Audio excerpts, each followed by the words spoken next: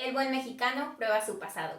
Buen día, mi nombre es Jocelyn Alegría y hoy vengo a platicarles un poco sobre algo que ha impactado desde tiempos inmemoriales a nuestra cultura. Estoy hablando de la gastronomía y datos relevantes sobre la repostería.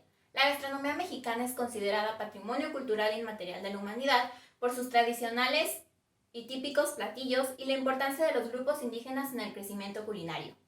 La cocina mexicana es simplemente inigualable. ¿Pero a qué se debe esto? Se debe a la diversidad de sabores y platillos con los que cuenta y surgen de una combinación de ingredientes prehispánicos y europeos que se han ido adquiriendo con el paso de los años. Remontémonos un poco al pasado. Desde la época prehispánica, el maíz ha sido base de la alimentación y la economía, al igual que el chile, el frijol, la calabaza, cacao, entre algunos otros. ¿Te has imaginado nuestra vida sin maíz? Imagínate por la mañana un desayuno sin tortillas o las tardes los clásicos esquites. ¿Realmente crees poder vivir sin los deliciosos antojitos mexicanos elaborados con maíz nixtamalizado y rellenos del auténtico sabor de México? Déjame decirte que para nuestros antepasados era tan importante el maíz que hasta tenían deidades a las cuales les rendía el culto para que prosperara. Del maíz se preparaban unas tortillas llamadas cocoli o pan torcido y empanadillas del mismo que eran utilizadas para las ofrendas a Tlaloc. Nuestros antepasados también se dieron cuenta que tenían que poner a cocer el maíz con agua a fuego para que se pudieran romper los granos y a esto se le llamó nixtamalización, proceso para conservar sus características nutritivas del maíz. Con el tiempo descubrieron que la ceniza de la leña que contiene óxido de sodio ayudaba a separar con mucha más facilidad la cáscara del grano. Este fue un método precursor a lo que hoy se maneja. Posteriormente descubrieron que la cal viva, óxido de calcio y el agua caliente causaban el mismo efecto. Este proceso se sigue utilizando en la época actual por su eficacia e importancia.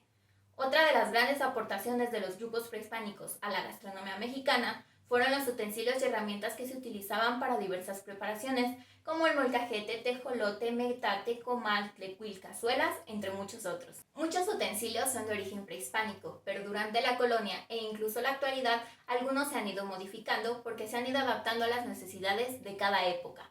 Y aunque parezcan estar en desuso por la abundancia de productos de metal o plástico, en muchos lugares en contextos urbanos se siguen utilizando estos utensilios y con justa razón, estos utensilios aportan un gran sabor a las preparaciones que se hacen con ellos, como las clásicas salsas de molcajete. No puedes negar que tienen un exquisito sabor, aparte de que su textura no es totalmente líquida, sino martajada como comúnmente se conoce. Los utensilios son una extensión de las capacidades humanas, nos permiten hacer más eficientes los procesos culinarios y le dan un sabor diferente a todos los alimentos. Sin dichas actualizaciones en los equipos y utensilios, no podríamos lograr con eficacia nuestros platillos más sofisticados o deliciosos postres con los que llevan un proceso de elaboración específico y equipos especializados. ¿Conoces cómo ha sido el proceso de nuestra comida mexicana para lograr considerarse como lo que es hoy en día? Si no lo haces, voy a platicar un poco de ello. Comenzaré con la época del mestizaje, porque de la etapa prehispánica ya la mencioné anteriormente. Con la conquista de Tenochtitlan y el surgimiento del Nuevo Mundo, se crearon importantes cambios en la gastronomía. Del cruzamiento entre las tres razas principales y de los diversos grupos del mestizaje, surgieron numerosas combinaciones poblacionales que influyeron tanto en lo social como en la alimentación. Se comenzaron a domesticar las plantas y florecieron dos grandes tradiciones, la cocina mexicana y la peruana, al igual que se asimilaron técnicas alimentarias de los conquistadores españoles. La comida mexicana ha recibido gran influencia de otros países, es la única realidad mestiza auténtica. Con la influencia de otros países llegaron a México los primeros maestros europeos de la panadería y la pastelería, principalmente de Francia e Italia, con lo que se establecieron las primeras panaderías o talleres de pan familiar, talleres donde el jefe de la familia era el maestro y sus hijos sus pupilos.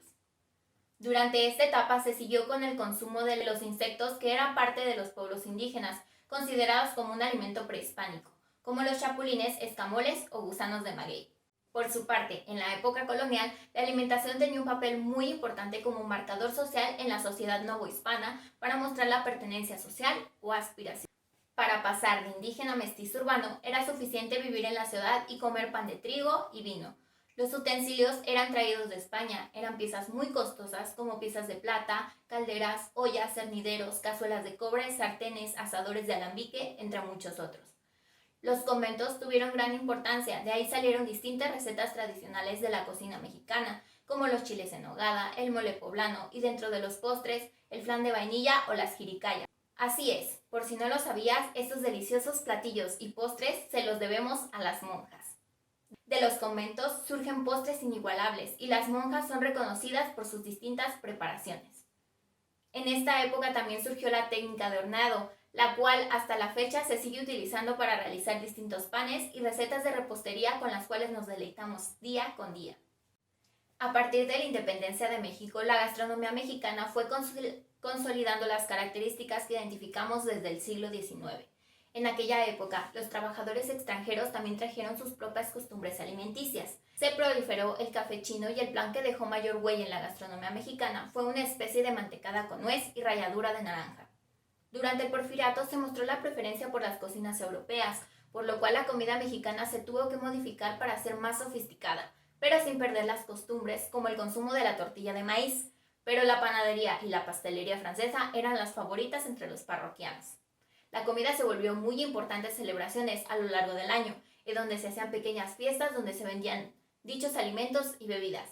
El consumo del alcohol se volvió mayor. Exactamente, durante esta época se popularizó el consumo del alcohol y como sabrás, México no se queda atrás en este tema, por lo que tenemos el mezcal y el tequila siendo los más populares. Estas populares bebidas también son utilizadas para distintas preparaciones, tanto dulces como saladas. La Revolución Mexicana marcó un cambio en la gastronomía, se comenzaron a rescatar las costumbres indígenas. Asimismo, se dejó de lado la influencia francesa, que durante el Porfiriato había dominado el panorama gastronómico, dando realce a la cocina mexicana. La alimentación en aquellos tiempos también era basada en el rango jerárquico, social y la religión cultural, pues no se comía igual en el norte que en el sur, y no comía lo mismo un general que un campesino. Los platillos tradicionales como los tamales y las salsas de distintos chiles fueron parte importante de la alimentación, pero también se inventaron nuevos platillos como la célebre discada, tan típica del norte. Tuvo que transcurrir el siglo XIX para que los platillos de origen indígena fueran aceptados en la élite y se forjara una gastronomía nacional. En aquella época, la élite no consumía alimentos relacionados con las clases populares. La relación entre la comida autóctona y la criolla se reflejó en la variedad de productos que ofrecía el país y las distintas formas de preparación de los alimentos entre los grupos que conformaban la sociedad, criollos, mestizos, indígenas, negros y castas. A principios del siglo XIX llegaron a México técnicas francesas por medio de manuales y recetarios. Esto dio pauta a crear un secretismo entre la comida europea y la mexicana. A finales del siglo XIX existió un cambio en la cocina mexicana, llegaron más utensilios y también nuevas orientaciones. A lo largo de los siglos XIX y XX se mejoraron los equipos y métodos de producción y selección de los ingredientes. Muchas de las tiendas de pastelería conocidas hoy en día se iniciaron en el siglo XIX. Durante el siglo XVIII y XIX, los pasteles son unas verdaderas obras de arte, muestras del ingenio y la creatividad y el refinamiento y el gusto de los pasteleros, sobre todo cuando eran realizadas para un gran señor. Como se pudo apreciar, la gastronomía mexicana ha ido evolucionando con el paso de los años, recibiendo influencias de otros países y formando su propia identidad, pero sin dejar atrás sus costumbres y tradiciones que vienen desde sus pueblos indígenas. Las cocinas mexicanas tienen un carácter propio y diferenciado de otras cocinas, por su vasto número de ingredientes que se utilizan, la gama de colores, sabores y texturas en las preparaciones de sus platillos y sus métodos de elaboración. Al igual que en la repostería y los dulces mexicanos, tienen sus características propias, utilizando diferentes ingredientes, técnicas y procesos que los hacen únicos, y que actualmente se siguen revolucionando con la combinación de ingredientes México prehispánicos que realzan la riqueza con la que contamos.